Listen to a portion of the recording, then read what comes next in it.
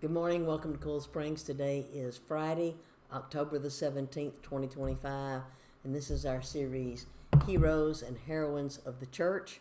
And today our feature piece, because it is mid-October and the holidays are about to be in full swing among us, our topic will be the Pilgrims, who came to the New World in 1620. They were wanting to separate from the Church of England because they had some ideas about what the Bible said and things that they believed that were different than the official state church of the Church of England. And so they decided they would come to this new world that had been discovered and that they would establish a new society here where they had the freedom to worship God.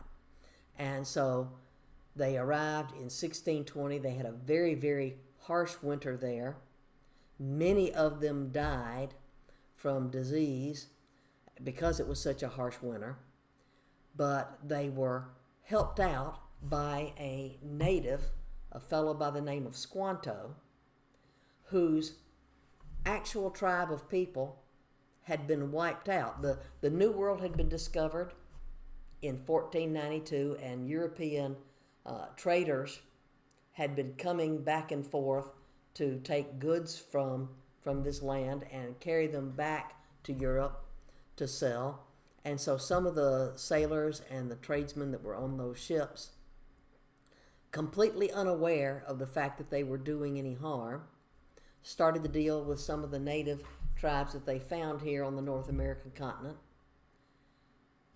And they had germs that these native peoples had had no exposure to because the ocean had provided protective separation. And so diseases that Europeans would get that would make them sick but wouldn't kill them were spreading like wildfire. Things like measles and chicken pox and things like that were wiping out the native populations. And what had happened before the Pilgrims had arrived is that here came some of the sailors and the traders, and they had taken one young man as a slave back to Europe. And some priest had bought him from the people who enslaved him, and they gave that man his freedom, but they also taught him how to speak the English language. And the day came when he was able to sign on board one of the ships to come back to his native land as a member of the crew one way. He's now back in his native country, and what he discovers is, oh, everybody from my local village died from diseases. So he has to go to another tribe a few miles away and live with them, so that when the Pilgrims come in 1620, they're surprised to discover that one of these native peoples can communicate with them. Sometimes things that are done to people that are harmful and wrong to them, certainly Squanto nor any other human being deserve to be made a slave. It happened, but God can bring good out of the worst circumstances. What happened to Joseph of Coat of Many Colors fame, where his brothers sold him into slavery, just intending to get rid of him. They didn't realize that decades later, Joseph would be in a position in Egypt to take care of them and their families because of a famine where he had grain to sell when people couldn't grow their own food and needed to get help from other places. Same sort of thing happening with Squanto, where because he's taken out of his village as a slave, he's not there when the rest of his village gets sick, so he doesn't get sick. But he comes back and he discovers that all my tribe is gone, and he has to join up with another group. Here come the Pilgrims. They have endured a very harsh winter. Many of them have died.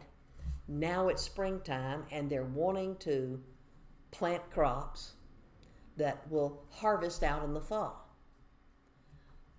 But the soil here is different than some of the soils that they were used to over on the European continent and over in the British Isles.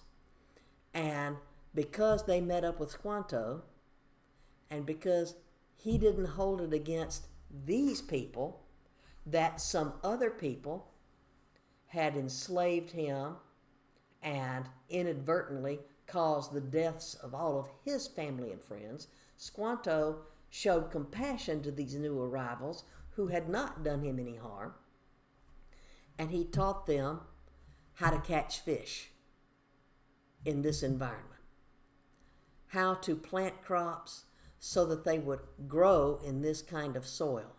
He was very, very instrumental in saving these Mayflower Pilgrims who had survived the voyage, who had survived the very cold winter, who had survived the disease outbreaks that they had from having to live in a communal house all winter until they could build individual homes. And so after they had brought in their first fall harvest, these pilgrims wanted to show their gratitude to God, because you see they were familiar with the biblical feast of tabernacles, celebrating and thanking God for the end of the harvest. And so they decided they wanted to have a special celebration to thank God for having spared their lives, having provided for them to now have crops and homes that they knew they could survive the next winter in and could continue to live. And out of gratitude to Squanto and the natives of his new tribe, they invited them to the feast. Their feast only lasted 3 days. The biblical feast lasted for a whole week. But it's where we get, and I'll hold up our little object here, it's where we get our custom of having Thanksgiving. That these pilgrims who came to America, not even knowing to call it America at that point, but who were looking for a place where they could live and worship God according to the dictates of their conscience, they needed help to survive. And help came from an unlikely source, a native who happened to be able to speak their language. And so they invited them to the feast, and both sides participated together, and that's where we get Thanksgiving from. But deeper than that is why they were here in the first place. They wanted to worship God. And the place where they had been living, where they had grown up all their lives, was trying to limit their freedom to worship God according to the dictates of their conscience. One of the things that our founders as a nation made sure were put into our founding documents was the fact that government doesn't give rights to the people, that God is our creator, and that our rights and our freedoms come from God, and that the people are the ones who decide what the government can and cannot do, and that one of the important things is for them to be able to worship God according to their conscience. And so we've had, over the centuries since America has been here, we've had people coming from all over the world, and they all have the right to choose to worship God, or regrettably, to choose not to worship God, because we respect their freedom. But those who worship God, we know how precious it is to have a nation where we can choose to gather together as believers, to open our Bibles, and be able to have discussions about what God's Word means, to be able to practice our religion the way we see fit. So the Pilgrims and Squanto are a very important part of our Christian heritage.